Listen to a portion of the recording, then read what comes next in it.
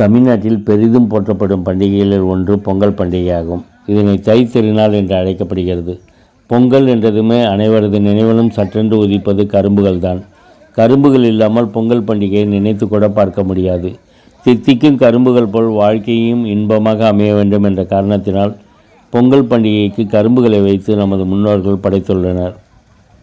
தமிழ்நாட்டில் கடலூர் மாவட்டம் சிதம்பரம் அருகே கடவாச்சேரி, பழையநல்லூர், அகரநல்லூர், வேலக்குடி, பிள்ளைமுத்தா பிள்ளைச்சாவடி உள்ளிட்ட பல்வேறு ஊர்களில் பொங்கல் பண்டிகையை முன்னிட்டு நூற்றுக்கணக்கான ஏக்கர்களில் பன்னீர் கரும்புகள் பயிரிடப்பட்டிருக்கிறது.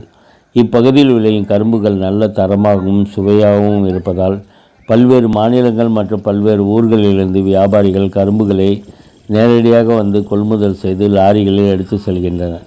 ஒவ்வொரு ஆண்டும் ஜனவரி மாதம் தொடங்கியதுமே கரும்பு வியாபாரிகள் இப்பகுதியிலிருந்து கரும்புகளை மொத்தமாக கொள்முதல் செய்வது வழக்கம். தமிழக அரசின் பொங்கல் பரிசு தொகுப்பில் ரேஷன் கார்டுகளுக்கு முழு கரும்பு வழங்க உத்தரவிடப்பட்டுள்ளது. கடந்த சில ஆண்டுகளாக தமிழக அரசு விவசாயிகளிடம் கரும்புகளை நேரடியாக கொள்முதல் செய்து ரேஷன் கார்டுதாரர்களுக்கு பொங்கல் பரிசு தொகுப்பில் கரும்பை வழங்கி வருகிறது. பொங்கல் பரிசு தொகுப்பில் கரும்பு வழங்குவதற்காக அதிகாரிகள் நேரடியாக தோட்டத்திற்கு வந்து கரும்புகளை கொள்முதல் செய்வது கரும்பு விவசாயிகளிடையே பெரும் மகிழ்ச்சியை ஏற்படுத்தியுள்ளது. சீர்காழி சிதம்பரம் தேசிய நெடுஞ்சாலையில் வேலக்குடி, கடவாச்சேரி பகுதிகளில் சாலையோரத்தில் 20 கரும்புகள் கொண்ட ஒரு கட்டு ரூபாய் 450 முதல் 500 வரை விற்கப்படுகிறது. இதனை கார் மற்றும் வேன்களில் செல்பவர்கள் வாங்கி செல்கின்றனர்.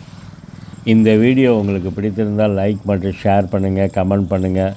மறக்காமல் பெல் பட்டனை அழைத்து சப்ஸ்கிரைப் பண்ணுங்கள். மேலும் இந்த வீடியோ குறித்து முழு தகவல்களை தெரிந்து கொள்ள தில்லைகீதம்.com என்ற லிங்கை பிரஸ் செய்து தெரிந்து கொள்ளலாம்.